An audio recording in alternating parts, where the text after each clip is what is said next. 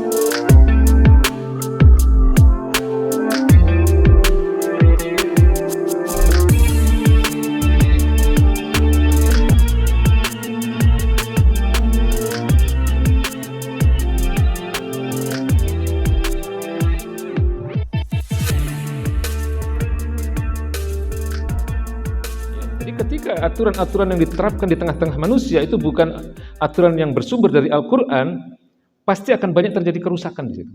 Pasti itu sunatullah. Ya, pasti akan terjadi banyak kemaksiatan, akan terjadi banyak kemungkaran, akan terjadi banyak ketidakadilan.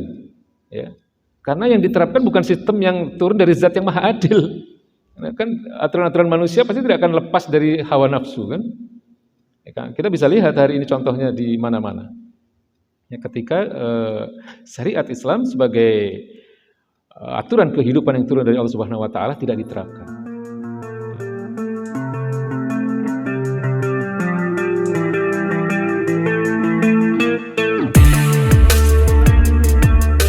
Manusia itu hanya akan bangkit, ya. Artinya manusia itu hanya akan mulia. Manusia itu hanya akan tinggi nilainya ketika manusia itu berlandaskan dengan akidah Islam. Jadi intinya itu sebenarnya. Ya, jadi kalau suatu kaum itu tidak berakidah Islam, itu bisa dipastikan akan banyak terjadi kerusakan. Ya, jadi saya pernah terangkan mengenai bahwa di dunia ini kan sebenarnya hanya ada 3 akidah secara umum ya. Yang pertama adalah akidahnya orang-orang komunis yang disebut dengan akidah ateisme yang menganggap bahwa agama itu racun, agama itu justru menjadi masalah bagi manusia dan mereka tidak mengakui adanya Tuhan apapun. Ya, bisa kita lihat bagaimana akidah orang-orang yang seperti ini. Akidahnya orang-orang komunis bisa kita lihat di negeri-negeri yang diatur oleh aturan-aturan komunis, negeri-negeri komunis. Mereka adalah orang-orang yang menghalalkan segala cara. Mereka orang-orang yang sangat membenci agama, membenci ulama. Kita bisa lihat di Cina misalnya, bagaimana orang-orang beragama di sana, khususnya orang-orang Islam itu dihabisi, ya. Karena memang mereka benci dengan agama, terutama agama Islam. Kemudian juga di Myanmar misalnya, ya. Bagaimana etnis Rohingya, itu etnis Islam yang ada di Myanmar, itu dihabisi, yang awalnya jumlahnya sekitar 7 juta, sekarang tinggal 1 juta di sana itu. Ya, karena memang mereka membenci agama dan mereka membenci orang-orang beragama.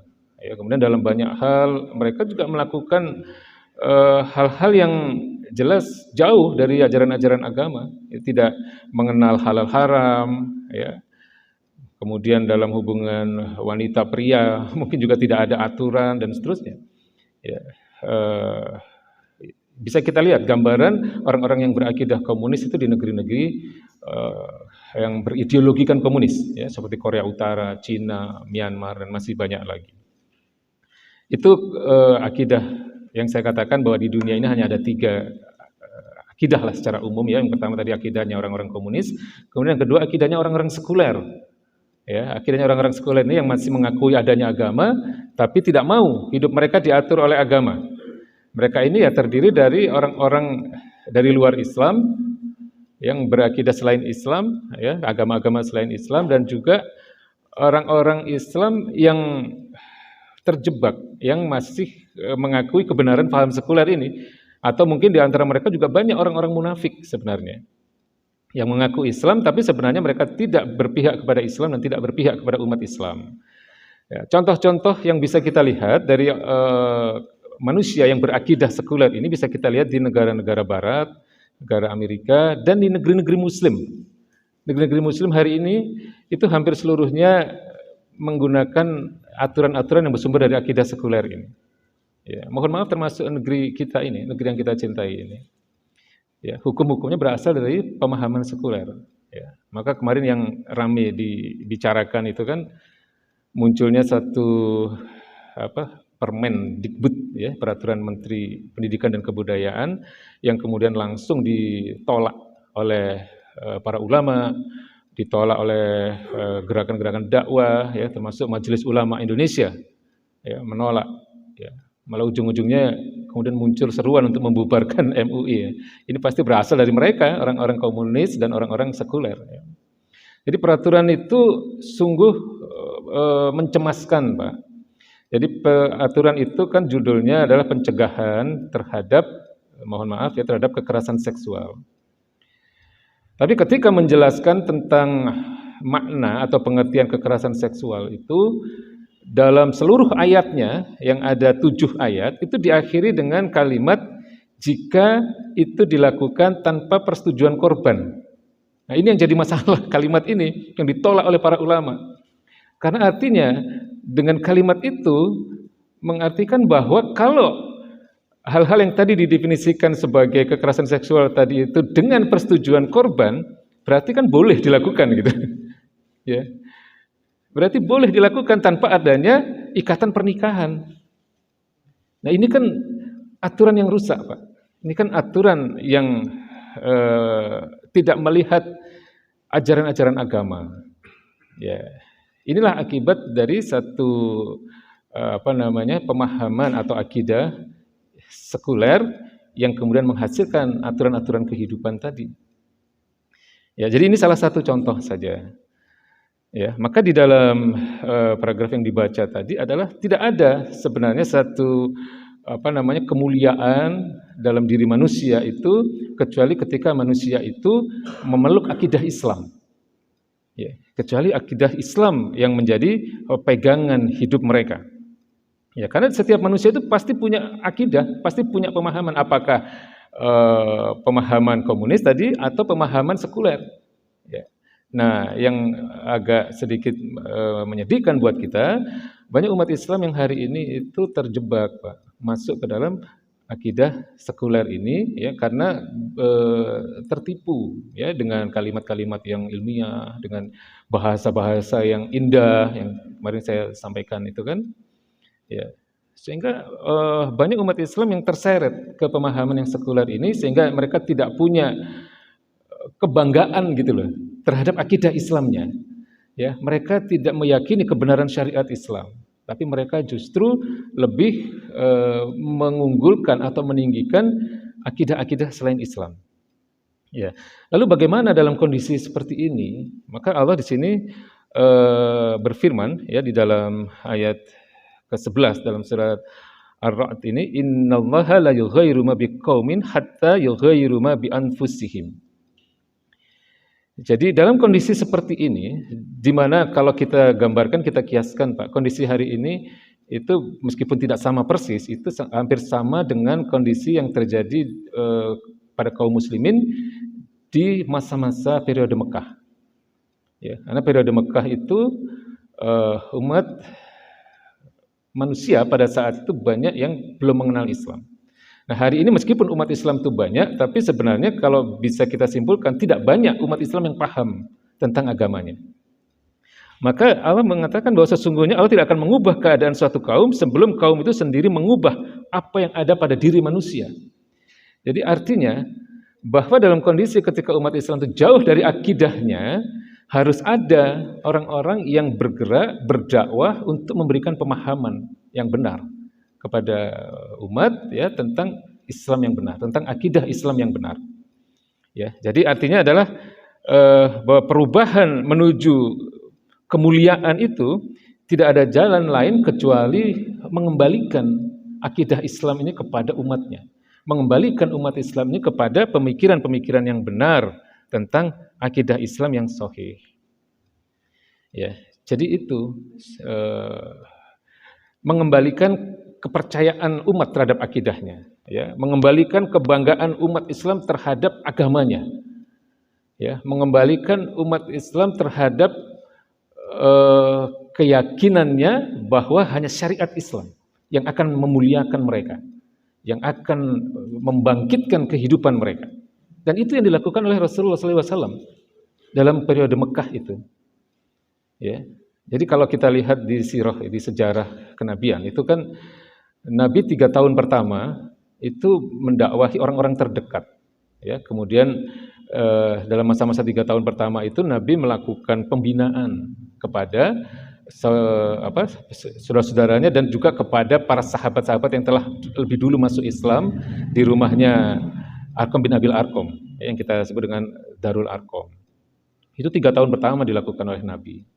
Kemudian setelah itu Nabi setelah menganggap bahwa 3 tahun pertama itu sudah cukup untuk menghasilkan kader-kader dakwah, Nabi langsung terjun ke masyarakat bersama para sahabat untuk menjelaskan tentang Islam, sekaligus juga menjelaskan tentang keburukan sistem yang mengatur mereka, sistem jahiliyah.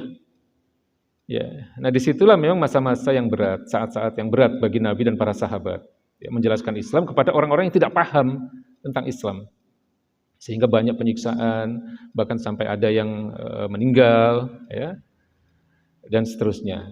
Nah, kondisi seperti itu, mohon maaf bisa kita katakan mirip-mirip dengan hari ini, ketika umat Islam tidak terlalu paham dengan akidah Islam yang benar, karena adanya serangan-serangan pemikiran. Banyak umat Islam ini menjadi korban serangan pemikiran orang-orang komunis, orang-orang sekuler, sehingga pemahaman mereka banyak yang menyimpang. Ya. Dan itu bukan sesuatu yang mudah, memang benar.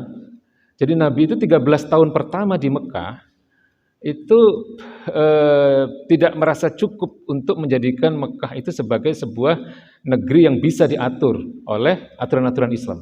13 tahun pertama Nabi merasakan itu sebagai sesuatu yang sangat-sangat berat, sehingga Nabi memutuskan untuk hijrah kan ke Madinah, karena melihat Madinah lebih kondusif, lebih memungkinkan untuk diterimanya dakwah Islam dan diterapkannya syariat Islam. Ya, baru 8 tahun kemudian setelah hijrahnya, ya, dalam peristiwa Fatu Mekah, peristiwa penaklukan kota Mekah, barulah kota Mekah itu benar-benar bisa dikuasai sepenuhnya oleh Nabi. Jadi butuh waktu berapa itu? 13 plus 8 tahun, Pak, untuk menjadikan Islam sebagai aturan kehidupan yang kafah di Mekah. Setelah sebelumnya sudah dirintis di Madinah kan. Ya. Jadi itu Nabi, ya, melakukan hal itu dengan sangat-sangat berat.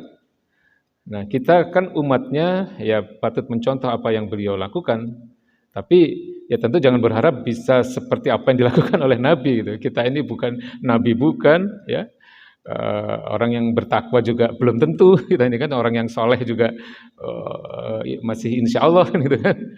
Ya, jadi tapi kita juga ingin dicatat sebagai bagian dari umat Nabi yang berjuang untuk menghidupkan kembali sunnah-sunnahnya. Itu penting, Pak. Ya, harus ada keinginan dalam diri kita ini untuk menghidupkan sunnah-sunnah beliau. Ya, itu bagian dari hujah kita nanti di hadapan Allah Subhanahu wa taala bahwa kita ini adalah umat beliau.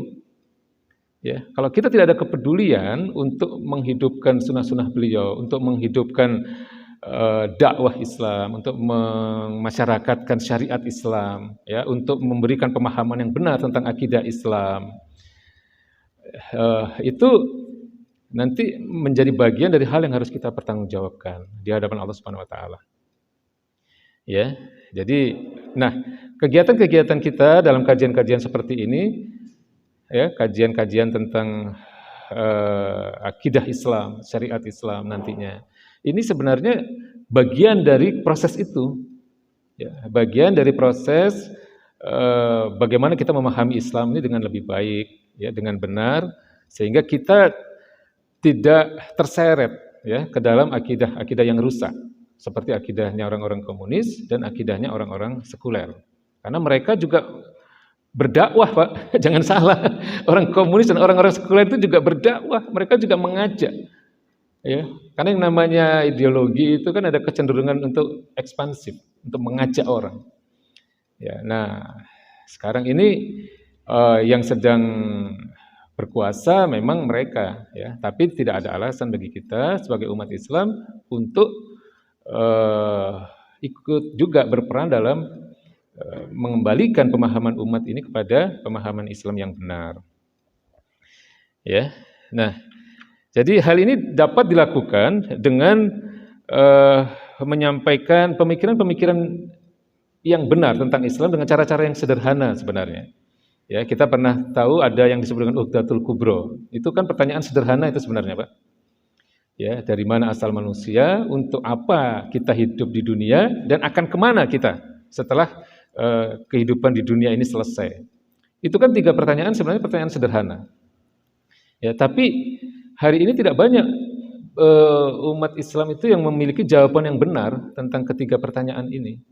Ya, terutama di pertanyaan yang kedua, ya, untuk apa kita hidup di dunia ini? Padahal Allah jelas katakan, wa ma khalaqtul jinna wal insa illa liya'budun. Ya, bahwa tidaklah aku ciptakan jin dan manusia itu kecuali hanya untuk beribadah kepadaku.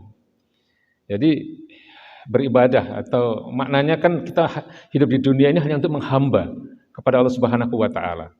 Artinya kita ini wajib untuk hidup di dunia, menjalani kehidupan di dunia ini sesuai dengan apa yang menjadi syariat-syariat dari Allah Subhanahu wa taala.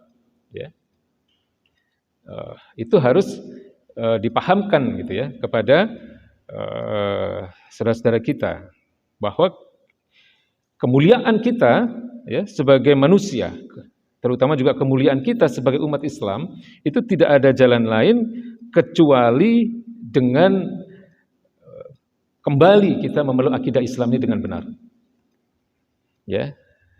Karena Nabi mengatakan innallaha yarfa'u bihadzal kitabi aqwaman. Sesungguhnya Allah itu hanya akan meninggikan derajat suatu kaum ketika kaum itu berpegang teguh kepada kitab ini. Maksudnya kepada Al-Qur'an. Wa yad'u bihi akharin. Dan Allah akan menjatuhkan derajat suatu kaum, Allah akan menghinakan derajat suatu kaum ketika kaum itu berlepas diri dari Al-Qur'anul Karim. Ya, jadi ketika aturan-aturan yang diterapkan di tengah-tengah manusia itu bukan aturan yang bersumber dari Al-Qur'an, pasti akan banyak terjadi kerusakan di situ. Pasti itu sunatullah. Ya, pasti akan terjadi banyak kemaksiatan, akan terjadi banyak kemungkaran, akan terjadi banyak ketidakadilan. Ya. Karena yang diterapkan bukan sistem yang turun dari zat yang maha adil. Nah, kan aturan-aturan manusia pasti tidak akan lepas dari hawa nafsu kan. Ya, kita bisa lihat hari ini contohnya di mana-mana. Ya, ketika syariat Islam sebagai aturan kehidupan yang turun dari Allah Subhanahu wa taala tidak diterapkan. Ya. Allah Subhanahu wa taala juga berfirman, "Kuntum khaira ummatin ukhrijat linas, ta'muruna bil ma'ruf wa tanhauna 'anil munkar wa tu'minuna billah." Kalian itu umat terbaik yang dilahirkan untuk manusia. Ta'muruna bil ma'ruf wa tanhauna 'anil munkar wa tu'minuna billah. Karena kalian menyerukan kepada yang ma'ruf atau yang baik dan kalian mencegah kemungkaran dan kalian beriman kepada Allah Subhanahu wa taala. Jadi ini syarat bahwa umat Islam itu hanya akan menjadi umat terbaik kalau umat Islamnya melakukan al-amru bil ma'ruf, ya, amar ma'ruf nahi munkar. Kita sering mengatakan begitu, dan beriman kepada Allah. Beriman dengan benar maksudnya. Nah, kalau kita lihat hari ini kan umat ini tidak lagi menjadi umat terbaik, Pak. Benar ya? Kita dijajah di mana-mana kan, di negeri-negeri muslim. Ya, di mana-mana umat Islam dihabisi. Kemudian di mana-mana umat Islam mengalami ketidakadilan. Ya, nabinya dihina, Qur'annya dihina, bahkan Allah pun dihina. Ulamanya dinistakan. Ya. Jadi ini sebenarnya ya jelas ini merupakan qadha ya, merupakan ketetapan, merupakan sunatullah, takdir yang harus kita terima. Tapi sebagai hamba Allah, ya, sebagai orang-orang beriman, kita juga patut mengambil ibroh, mengambil pelajaran mengapa ini ditimpakan kepada kita, ya, kepada umat Islam di saat kita hidup di zaman ini, gitu. Kita hidup di zamannya, ya. Ya karena kita banyak meninggalkan syariat-syariat agama ini, terutama syariat-syariat yang terkait dengan hubungan-hubungan antar manusia, hubungan muamalah ya, yang terkait dengan hablum minan nas, ya, dalam persoalan ekonomi, dalam persoalan hukum, dalam persoalan politik, pemerintahan, kenegaraan, yang semua itu sebenarnya dicontohkan oleh Nabi, tapi hari ini ditinggalkan oleh umat Islam. Ya, umat Islam hanya fokus pada persoalan-persoalan ibadah, ya, persoalan pribadi, ya, yang memang itu merupakan sesuatu yang wajib, ya, tapi itu adalah sebagian dari Islam. Nah, kalau kita bisa bandingkan, Pak, ya, kita bisa contohkan bagaimana sebuah kehidupan yang dihasilkan dari satu akidah Islam yang benar, itu adalah, kalau hari ini tidak ada memang, ya, nggak ada satupun negara yang menerapkan syariat Islam secara utuh yang bersumber dari akidah Islam yang benar, tidak ada satupun. Tapi kalau kita bisa lihat ya dari sejarah, ya, jadi kehidupan masa-masa kenabian, kemudian kehidupan masyarakat Islam pada masa-masa setelah era sahabat, ya, tabi'in, kemudian era setelah era tabi'in, yaitu era tabi'ut tabi'in. Dan baginda Nabi mengatakan khairun nasi qarni, sebaik-baik manusia itu generasiku, yaitu generasinya para sahabat. Tsummal ladzina yalunahum, kemudian generasi sesudah para sahabat, yaitu generasi tabi'in. Kemudian tsummal ladzina yalunahum, kemudian generasi sesudahnya lagi, yaitu generasi sesudah era tabi'in, yaitu era tabi'ut tabi'in. Inilah yang disebut oleh baginda Nabi sebagai khairun nas, ya, manusia-manusia terbaik, generasi-generasi terbaik, ya, generasi emas dalam sejarah Islam. Ya, bisa kita lihat apa yang terjadi pada masa-masa itu. Ulama-ulama yang hari ini kita kenal itu lahir pada masa-masa itu semua, rata-rata. Ya, jadi 4 imam mazhab, ya, Imam Abu Hanifah, Imam Maliki, Imam Syafi'i, Imam Hambali, itu semua lahir di masa-masa itu. Termasuk para ulama-ulama besar, ya, yang hari ini mungkin kitab-kitabnya banyak kita pelajari, ya. Kemudian yang namanya amar ma'ruf nahi mungkar, ya, atau dakwah lah, begitu, itu menjadi sesuatu yang biasa di kalangan masyarakat. Jadi masyarakat itu terbiasa untuk saling menasehati dalam kebaikan, ya. Masyarakat itu mempunyai kebiasaan-kebiasaan yang baik. Jadi kondisi suatu masyarakat itu kan tergantung pada aturan yang diterapkan kepada mereka, Pak. Ya, kondisi suatu masyarakat itu tergantung kepada aturan yang diterapkan kepada mereka. Kalau aturan yang diterapkan aturan komunis, ya masyarakatnya menjadi orang-orang yang anti agama. Kalau aturan yang diterapkan kepada masyarakat adalah hukum-hukum sekuler seperti di Eropa, di Amerika dan kebanyakan negeri-negeri Muslim, ya seperti ini kondisinya. Jadi bagaimana kemudian mereka menghalalkan hal-hal yang haram, ya. Sekarang ini kan orang tidak merasa terlalu berdosa gitu ketika melakukan hal-hal yang haram gitu kan, LGBT dan seterusnya. Ya. Nah, ketika syariat Islam, akidah Islam itu dipeluk oleh suatu masyarakat, maka hasilnya adalah masyarakat yang sangat-sangat berkualitas, ya. Jadi kita itu seperti dipaksa untuk menjadi orang-orang bertakwa, gitu. Ketika aturan yang mengatur kita itu adalah aturan yang bersumber dari Allah Subhanahu Wa Taala. Dipaksa untuk bertakwa, dipaksa untuk masuk surga. Ya. Jadi kalau sekarang kita merindukan surga, tapi kalau kita diatur oleh syariat-syariat Allah, itu kita akan diajak masuk surga sama-sama, ya, karena kita akan dibentuk menjadi orang-orang yang bertakwa. Insya Allah seperti itu. Ya, jadi saya kira itu ya yang bisa kita jelaskan dari paragraf yang tadi dibaca oleh Mas Alif.